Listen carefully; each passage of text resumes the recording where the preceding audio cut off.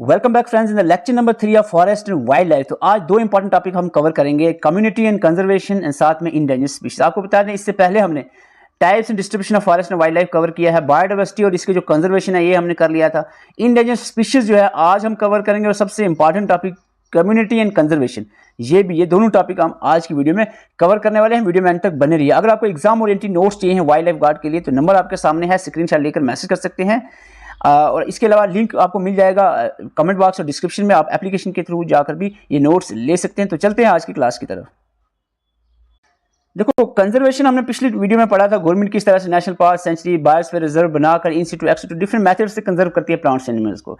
लेकिन कम्युनिटी की बात करें, कम्युनिटी जो लोकल लोग हैं वो किस तरह से प्रोटेक्ट करते हैं अपने एरियाज के जो फॉरेस्ट है, प्लांट्स, एनिमल्स है, उसको आज हम डिस्कस करेंगे। लोकल कम्युनिटी का बहुत बड़ा स्ट्रगल रहा है हैबिटेट्स ऑफ प्लांट्स एनिमल को कंजर्व करने के लिए, प्रिजर्व करने के लिए, along with the government official. Government से मिलकर लोकल लोग बहुत मदद करते हैं कि इस तरह प्रोटेक्शन की जाए, कंजर्वेशन की जाए बायोडाइवर्सिटी की। Destruction of natural forest has severally affected the many poor rural and tribal communities. ऐसा नहीं है कि जस्ट फॉरेस्ट एरिया या को काटने से या फिर जो बायोडाइवर्सिटी का हैबिटेट है उसको खत्म करने से बायोडाइवर्सिटी को ही लॉस होता है, साथ में ह्यूमन जो कम्युनिटीज़ हैं उस रूरल एरिया की उनको भी नुकसान रहता है। इसलिए ये आवाज़ उठाती हैं कम्युनिटीज़ के दरख्तों को ना काटा जाए, इस तरह की जो कंस्ट्रक्शंस हैं या माइनिंग्स हैं इस फॉरेस्ट एरिया में ना की जाए, ताकि जो हैबिटेट्स है प्लांट्स एनिमल को उनको नुकसान ना हो। तो इसमें आपको बताएं सबसे पहली जो प्रोटेस्ट है या स्ट्रगल है लोकल कम्युनिटीज़ की इसके अगेंस्ट डिफॉरेस्टेशन, वो है चिपकू मूवमेंट। बहुत इंपॉर्टेंट मूवमेंट है, एग्जाम में पूछी जाएगी आपको। चिपकू मूवमेंट को हग द ट्री मूवमेंट कहते हैं। जो पॉपुलर लीडर हैं, जिन लोग हैं गांव के लोग जिन्होंने स्टार्ट की थी, उसमें सबसे इंपॉर्टेंट नाम आता है सुंदरलाल बहुगुणा, साथ में गोरा देवी। गोरा देवी पहली ऐसी महिला थी जिसने ये मूवमेंट स्टार्ट की थी गढ़वाल डिस्ट्रिक्ट ऑफ उत्तराखंड से 1973 में। तो आपको बता दें ये गोरा देवी हग द ट्री मूवमेंट, आप फोटो से देख सकते हो, ट्री को इस तरह से इन्होंने हग कर लिया था कि ट्री को काटने से पहले हमें काटना पड़ेगा। जो गवर्नमेंट की पॉलिसी थी ना, land allotment, forest land allot करना कमर्शियल लॉगिंग कंपनीज को, तो कंपनी वाले जब दरख्त काटने के लिए आते हैं तो गोरा देवी और इनके साथ के लोग और सुंदरलाल बहुगुणा जैसे लोग जो है ट्री को हक कर देते हैं कि अब आपको इस दरख्त के, इस ट्री के साथ हमें भी काटना पड़ेगा। तो ये बहुत ज़्यादा पॉपुलर हो गई थी मूवमेंट अगेंस्ट द डिफॉरेस्टेशन। फिर पूरी इंडिया में ये फैली है मूवमेंट। तो स्टार्ट कहाँ से हुई थी? 1971 गढ़वाल डिस्ट्रिक्ट उत्तराखंड से स्टार्ट की गई थी सुंदरलाल बहुगुणा, गोरी देवी और चांदी प्रसाद भट्ट के द्वारा।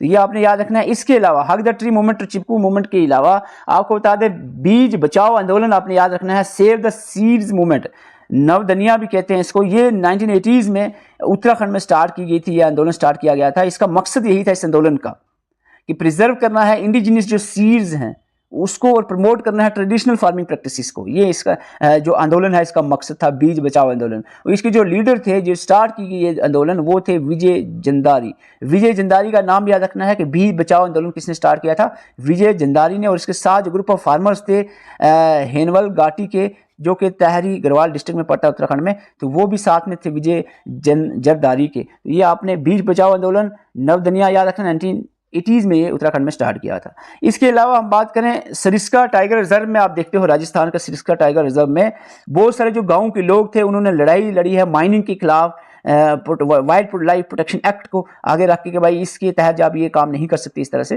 तो माइनिंग को रोका गया सरिस्का टाइगर रिजर्व एरिया में विलेजर्स के द्वारा। ये कम्युनिटी के द्वारा कैसे कंजर्वेशन की गई वही हम डिस्कस कर रहे हैं। तो सरिस्का टाइगर रिजर्व राजस्थान में भी विलेजर्स जो थे, लोकल लोग जो थे, लोकल कम्युनिटीज़ जो थी, उन्होंने प्रोटेक्ट किया है।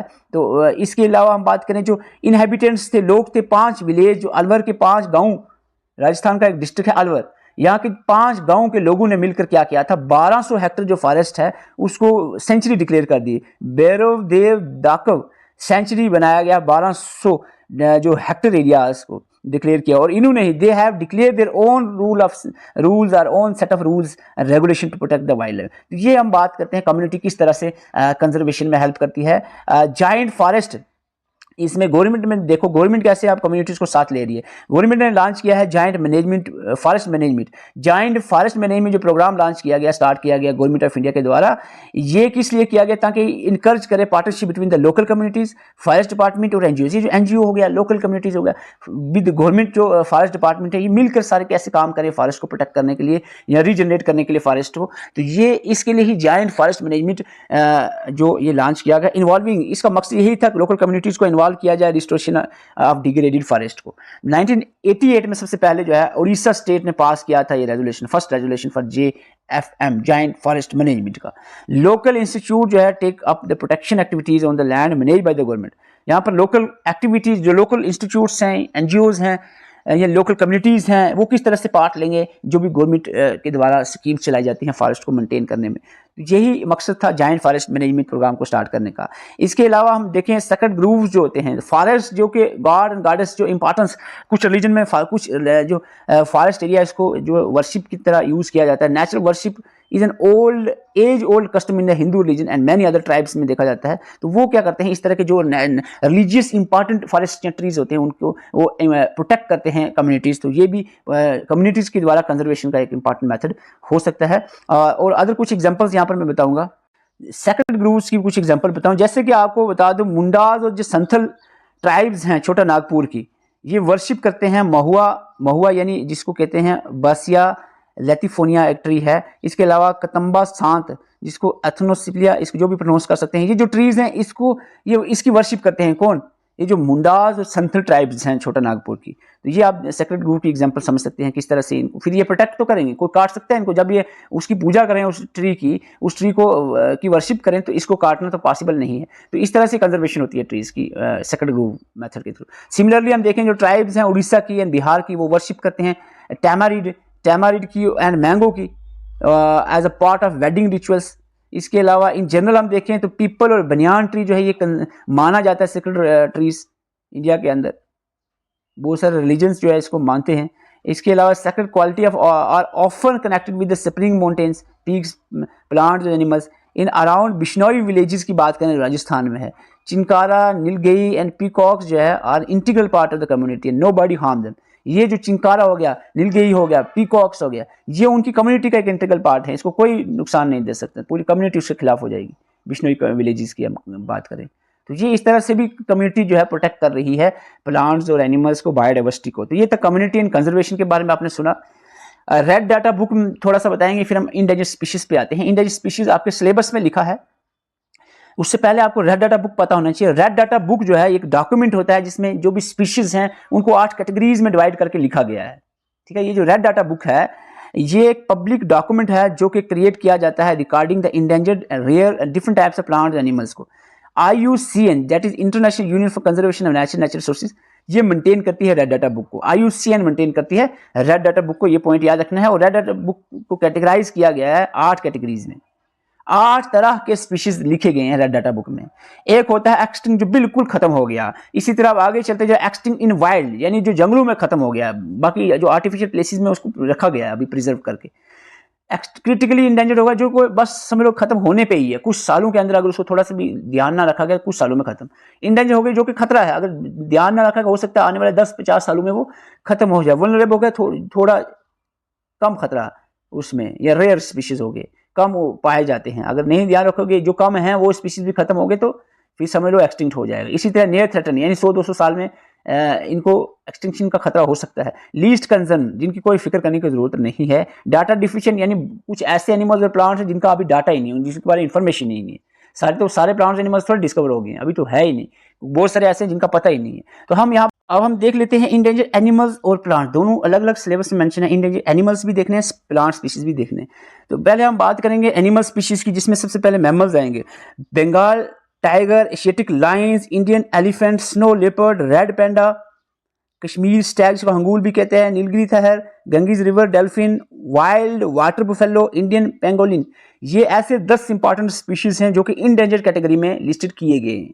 ये आपने याद रखने हैं। बर्ड्स में अगर हम देखें, बर्ड्स में आपका आ जाता है great Indian bustard, Indian vulture, ये भी इंडेंजर्ड स्पीशीज हैं। वाइड रम्प्ड वल्चर, मैंने इंपॉर्टेंट रखे हैं। फॉरेस्ट ओलेट, सिबेरियन क्रैन, ये ऐसे बर्ड्स हैं जो कि इंडेंजर्ड कैटेगरी में आते हैं। रेप्टाइल्स में आपका आ जाता है घड़ियाल, इंडियन सॉफ्ट शेल टर्टल आ गया, रेड क्राउन्ड रूफ्ड टर्टल आ गए, जो कि इंडेंजर्ड कैटेगरी में लिस्ट किए गए हैं। प्लांट में मैं यहाँ पर 10-15 आपको बताऊंगा जो प्लांट स्पीशीज हैं जो कि इस लिस्ट में आए हैं रेड डाटा बुक में इंडेंजर्ड कैटेगरी में।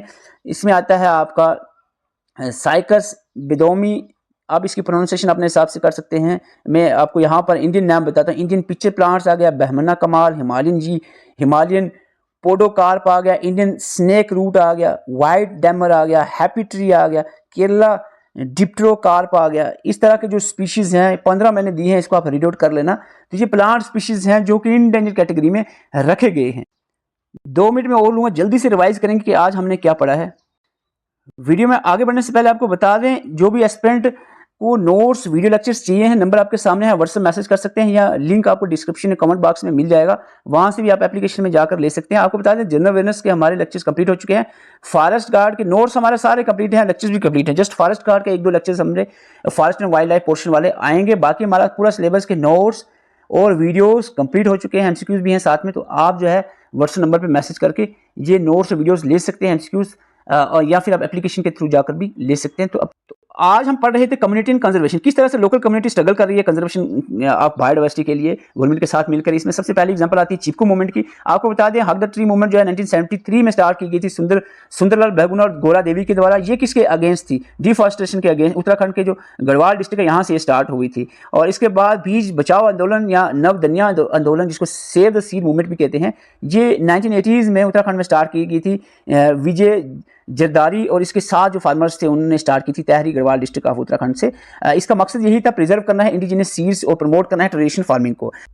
सरिस्का टाइगर रिजर्व की बात करें राजस्थान में, यहाँ पर जो लोकल विलेजर्स हैं इन्होंने प्रोटेक्ट किया है इस वाइल्ड लाइफ रिजर्व को, टाइगर रिजर्व को, माइनिंग से वाइल्ड लाइफ प्रोटेक्शन का हवाला देकर। इसके अलावा अलवर डिस्ट्रिक्ट राजस्थान के जो कुछ 5 विलेजेस हैं इन्होंने 1200 हेक्टेयर एरियाज को सेंचुरी डिक्लेयर कर दिया और अपने रूल्स रेगुलेशन बनाकर वाइल्ड लाइफ को प्रोटेक्ट करना स्टार्ट कर दिया था। जाइंट फॉरेस्ट मैनेजमेंट जो प्रोग्राम है ये गवर्नमेंट ऑफ इंडिया के द्वारा स्टार्ट किया गया था। इसका मकसद यही था कि लोकल कम्युनिटीज को साथ में लेकर फॉरेस्ट को प्रोटेक्ट किया जाए। It encourages the partnership between the local communities, forest department and NGOs for forest protection and regeneration. और इसमें आपको बता दें 1988 में पहली स्टेट बनती है उड़ीसा जिसने इस प्रोग्राम को, इस रेजोल्यूशन को पास किया। इसका मकसद यही था कि लोकल इंस्टीट्यूट किस तरह से हेल्प कर सकते हैं प्रोटेक्शन में। सेक्रेड ग्रूव्स विद एग्जांपल हमने बताया है, these are actually the plant the trees which have the religious importance. खास करके हिंदू रिलीजन और कुछ ट्राइबल एरिया जो कम्युनिटीज हैं उनमें जो है ऐसे कुछ ट्रीज या प्लांट्स देखे जाते हैं जिनकी वो वर्शिप करते हैं और जो इसी वजह से वर्शिप की वजह से ही जो है वो उनको प्लांट को कंजर्व कर पाते हैं और उसको हार्म नहीं पहुंचाते किसी तरह का भी प्लांट्स और एनिमल स्पीशीज को। जिसमें मुंदाज और संथल की हमने एग्जांपल दी थी जो कि छोटा नागपुर की ट्राइब्स हैं। ये कुछ ऐसे प्लांट जो है मोहा हो गया, कतम सांत हो गया, इस तरह के ट्रीज की ये वर्शिप करते हैं। और इसी तरह से हमने उड़ीसा और बिहार की जो कुछ ट्राइबल लोग हैं वो टैमरिड और मैंगो जैसे प्लांट्स को एज अ वेडिंग रिचुअल की तरह वो वर्शिप करते हैं। और पीपल और बनियान को जनरली जो है सकट ट्री माना जाता है। बिश्नोई विलेजेस की बात करें राजस्थान में, ये चिंकारा, नीलगई और पीकॉक जैसे एनिमल्स और बर्ड्स को क्या करते हैं, ये इनको इंटीग्रल पार्ट मानते हैं अपनी कम्युनिटी का। और कोई भी जो है इस कम्युनिटी के लोग इस तरह के एनिमल्स और बर्ड्स को नुकसान नहीं पहुंचाते। रेड डाटा बुक हमने देखा, एक बुक और पब्लिक डॉक्यूमेंट होता है जिसमें डिफरेंट प्लांट्स और एनिमल्स को 8 कैटेगरीज में डिवाइड किया गया। IUCN international union for conservation of natural resources इसको मेंटेन करती है। और एक्सटिंक्ट इन wild, critically endangered, vulnerable, near threaten, least concern, data deficient, 8 categories आपने याद रखनी है। और इसमें जो एग्जाम सिलेबस में दिया गया इंडेंजर स्पीशीज, तो आपको बता दें इंडेंजर स्पीशीज आपको याद रखने हैं। Bengal tiger, Asiatic lions, elephant, Indian elephant, snow leopard, red panda, Kashmir stag, Nilgiri tahr, Ganges river dolphin, wild water buffalo, Indian pangolin, ये ऐसे मैमल्स हैं जो इंडेंजर कैटेगरी में आते हैं। बर्ड्स में आप देखें तो great Indian bustard, Indian vulture, white rumped vulture आ गया, फॉरेस्ट ओरलेट, सिबेरियन क्रेन जैसे बर्ड्स जो है इंडियन कैटेगरी में रखेंगे। रेप्टाइल में घड़ियाल, Indian soft shell turtle, red crown roof turtle जैसे रेप्टाइल भी इंडियन कैटेगरी में रखेंगे। प्लांट स्पीशीज आप इसको नोट्स के थ्रू रीड आउट कर देना, मैंने 15 स्पीशीज बता दिए हैं जो इंडियन कैटेगरी में रखे गए हैं। अगर आपको नोट्स चाहिए हैं, नंबर आपके सामने है, स्क्रीनशॉट लेकर मैसेज कर सकते हैं। अगर मैसेज नहीं करना है तो ग्रुप या डिस्क्रिप्शन में आपको कमेंट बॉक्स या डिस्क्रिप्शन में आपको लिंक मिलेगा एप्लीकेशन का, वहां से भी आप ले सकते हैं। इसके अलावा अदर एग्जाम के अगर आपको नोट्स चाहिए हैं, जेके पुलिस सब इंस्पेक्टर या अपकमिंग एग्जाम्स, NT पटवारी, जूनियर असिस्टेंट, तो आप इसी नंबर पर मैसेज कर सकते हैं, एप्लीकेशन में विजिट करके भी वहां से ले सकते हैं। Thank you for watching. Video पे पहली बार आए हैं तो चैनल को सब्सक्राइब कर सकते हैं, वीडियो अच्छी लगे वीडियो को लाइक कर सकते हैं।